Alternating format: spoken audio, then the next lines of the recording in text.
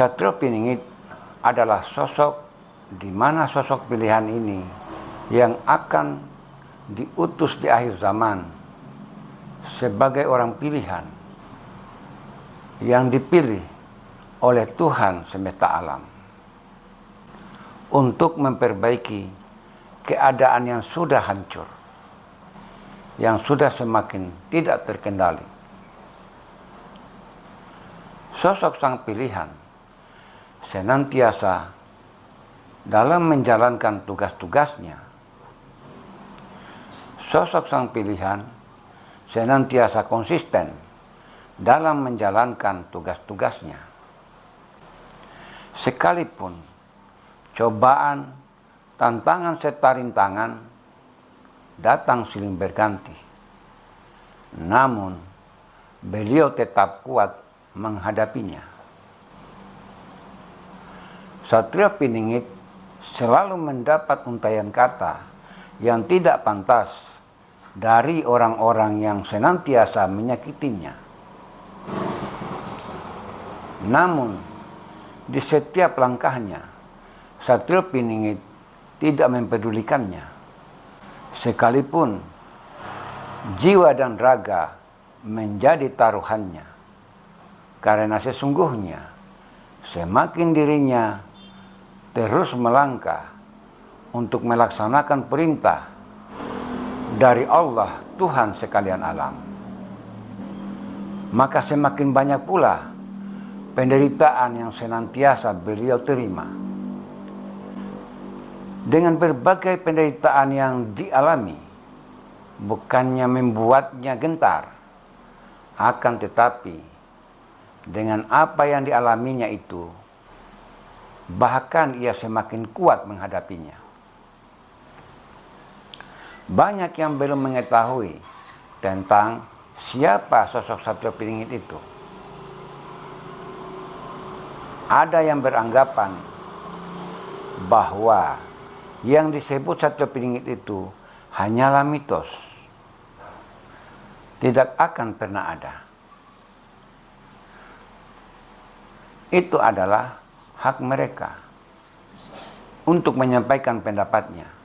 Namun, bagi yang meyakini bahwa alam semesta ini tidak terjadi dengan sendirinya, ada penciptanya sebagai pencipta alam semesta. Tentulah alam ini ada di bawah kendali atau selalu diawasi, tidak lain adalah Allah sebagai Tuhan pencipta alam semesta. Dialah yang mengatur, yang mengendalikan segala-galanya, baik yang ada di bumi maupun di langit. Dialah yang maha kuasa. Dialah yang berkehendak atas semua yang terjadi, baik di bumi maupun di langit. Karena Allah Tuhan semesta alam itu tidak bisa dilihat, tidak bisa dipegang, tidak bisa dirasa, maupun didengar. Bahkan tidak bisa digambarkan dengan apapun. Maka diutuslah orang-orang yang menjadi kekasihnya, seperti apa yang terjadi di zaman para nabi dan para rasul. Bila umat manusia dan moral manusia serta akhlaknya telah mengabaikan nilai-nilai kemanusiaan, nilai-nilai kebersamaan, serta cinta kasih, maka pada saat itulah Allah Tuhan semesta alam mengutus orang-orang pilihannya untuk memperbaiki keadaan di zaman itu.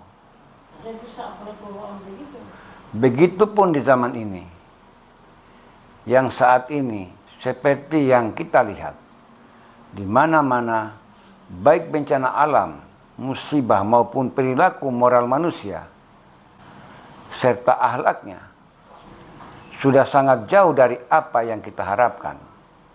Seakan-akan sudah saatnya di zaman ini Allah Tuhan semesta alam untuk kembali mengutus orang-orang pilihannya sebagai wakilnya di muka bumi untuk memperbaiki keadaan yang sudah kacau dan sudah hancur.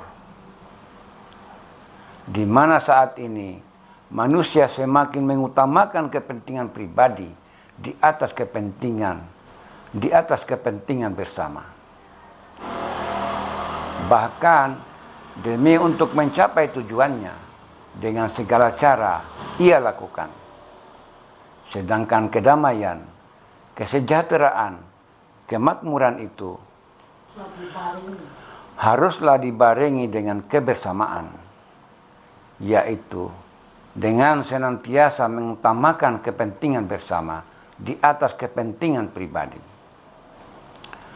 Maka itu, untuk memperbaiki keadaan ini, beliau akan dimunculkan melalui proses alam atas kehendak Allah, Tuhan yang Maha Kuasa.